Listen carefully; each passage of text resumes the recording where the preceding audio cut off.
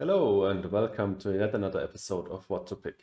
In this video series I go over a few different starting hands and explain what I would pick and why. And in today's first starting hand we have a decision between Point Luna and Inventrix. Point Luna is generally the stronger core, although Inventrix can sometimes be really good, for example if you start with kelp farming on hand or algae or stuff like that. But let's pick Point Luna for now. Sadly no Earth tags on preludes. My first intuition would be to pick power generation and huge asteroid. Lowen is like almost always horrible. Eccentric sponsor can be really good if we find a really good expensive card in our starting hand. And we do, okay. Wow. Well, that means we will be going for eccentric sponsor and power generation, I think. Because I don't want to bear the hit to our starting capital. But let's think this through. So we're definitely going for IO mining industries, and therefore we're also picking up Ganymede Colony. 2 Jovian multipliers on a starting hand, that's crazy. Decomposers is always a good card, and then mining rights is also great. If we do this, we end up with 26. This is discounted by 25, so it costs another 16. We have 10 money left. And then I think we can pick up building industries as well. We can play that probably in Gen 2 with power generation.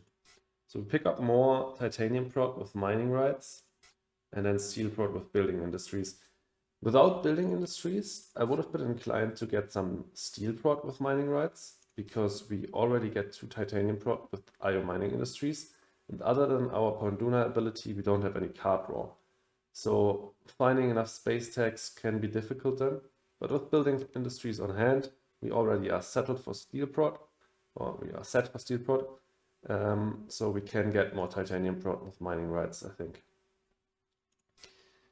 Then the last thing that we could think about here is Media Archives. It's an Earth tag. It's a good card in the late game, but I'm not quite sure I want to spend that much money on buying the card in the starting hand. I think I would just go with these 5,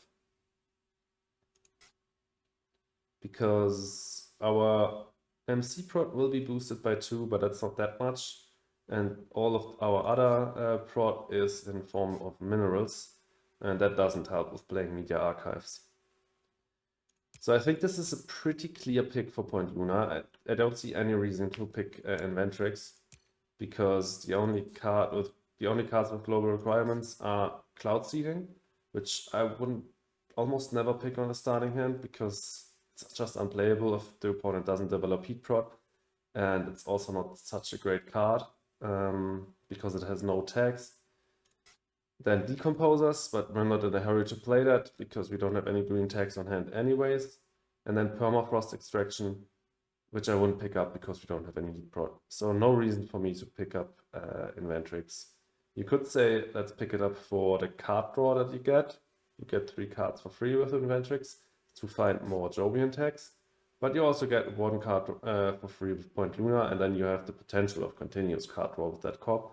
And that combos really well with Jovian strategy. Basically, your opponent will now be forced to cut Jovians and Earth tags, and that will just make his drafting horrible. So I really like Point Luna with Jovians.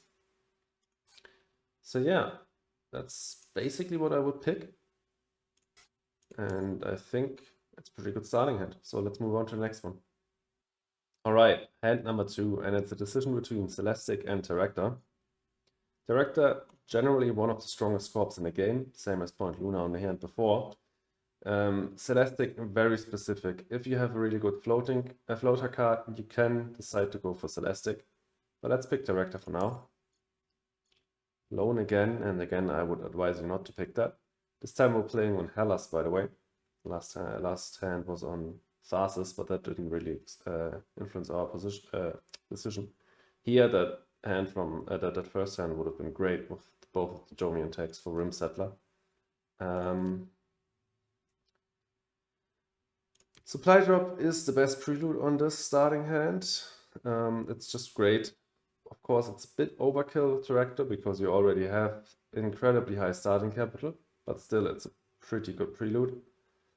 Orbital Construction Yard would be the easy second choice, but you could also think about picking up Early Settlement, either for Polar Explorer or just to secure some real estate up here if you're going for a planned strategy. But let's pick Orbital for now.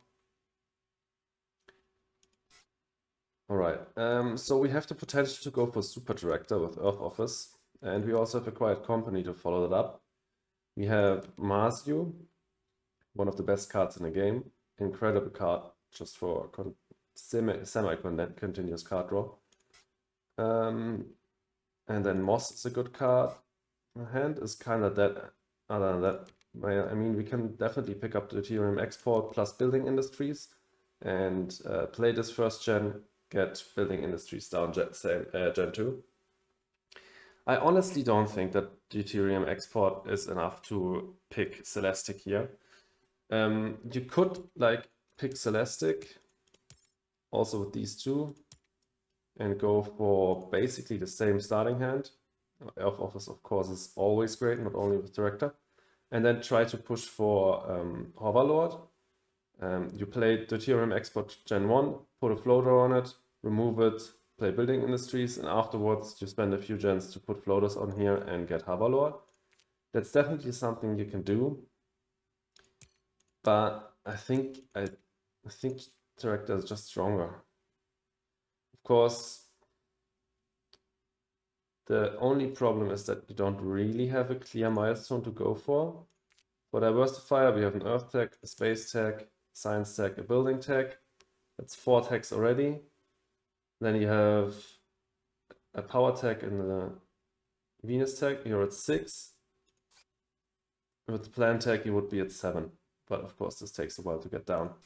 So it's kind of hard to get Diversifier. Tactician, only have Moss for that. Polar Explorer, nothing. If you don't pick Early Settlement, I don't think you should pick that. Energizer, Deuterium Export won't get you Energizer. Rim Settler, you have nothing for that. Hoverlord, you won't be getting that with a Teractor and just Deuterium Export. So it kind of depends on how strong you value that milestone that you can pretty much get guaranteed with Celestic. But of course, you're also losing a lot of value of the Deuterium Export if you're doing that. But you also don't have any power-hungry cards after Building Industries. So if you don't get any in the draft, you might as well use the Deuterium Export to try and go for Hoverlord with Celestic. So yeah, either you're picking Teractor, not going for Hoverlord, or you're picking Celestic and try to go for Hoverlord. In both cases, it's an okay hand. Good economy, a lot of starting capital, and then Marsu to follow that up. But you really wish for more science techs with that. You can maybe even pick rover construction, play that relatively early, because you have a lot of steel with supply drop and Building Industries, and this will most of the time pay off at the end if you play it early, and you definitely have the starting capital for it. But yeah, this is also, yeah, it's also the map with contractors, so I think rover construction makes sense. So yeah, this would basically be what I would be picking here. Not as strong as the last hand, but definitely not bad. So let's get to the let's get to the third hand. Okay, hand number 3, and now the decision is, are we going space or are we going building tax? And usually the answer is we're going building tax because Phobolog sucks and Shing is actually quite nice. This time, again, we're playing without Venus next, and we are playing on Elysium. Really strong engine preludes with Mining Ops and Business Empire if we want to go for that. Power Gen is also really good, but on the map with Specialists, I think you cannot skip Business Empire. You're almost there. You're at 9 MC Pro with Business Empire and Cheung.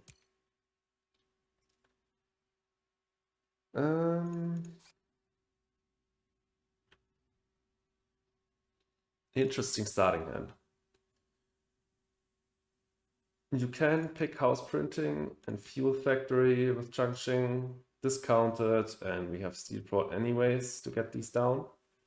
Definitely would pick Mass Converter if we're going for somewhat an engine strat here again. And then Security Fleet, of course, you're not picking that. You're not picking Farming on the opening hand as well. Then this second hand is interesting. Lunar Beam is a nice terraforming card if you play Gen 1. The rest of the hand doesn't look that terraforming to me though. Business Empire plus Mining Ops, and then these three cards all push you towards a more engine playstyle. The thing is, we have the engine or the development for an engine playstyle, but we don't have any card draw. It's not that we are Point Lunar like in the first hand, and we also don't have Mars like in the last hand. So we have only and only development pieces and a science payoff, but no card draw. So you could, in my opinion, actually pick Lunar Beam and go for somewhat of a mid strategy, mix between engine and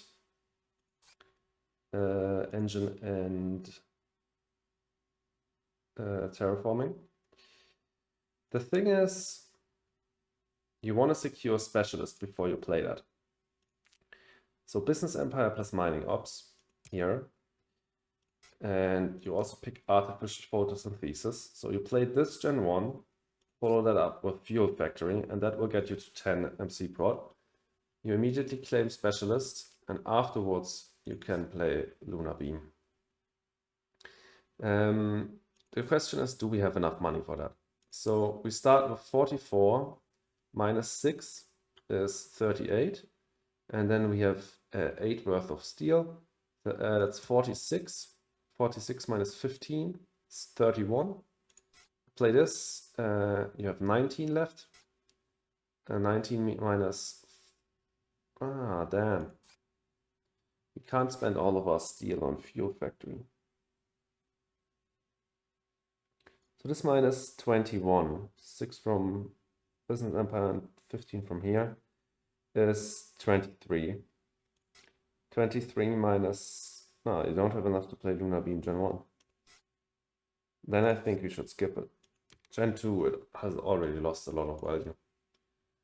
What you could do is keep Nuclear Power.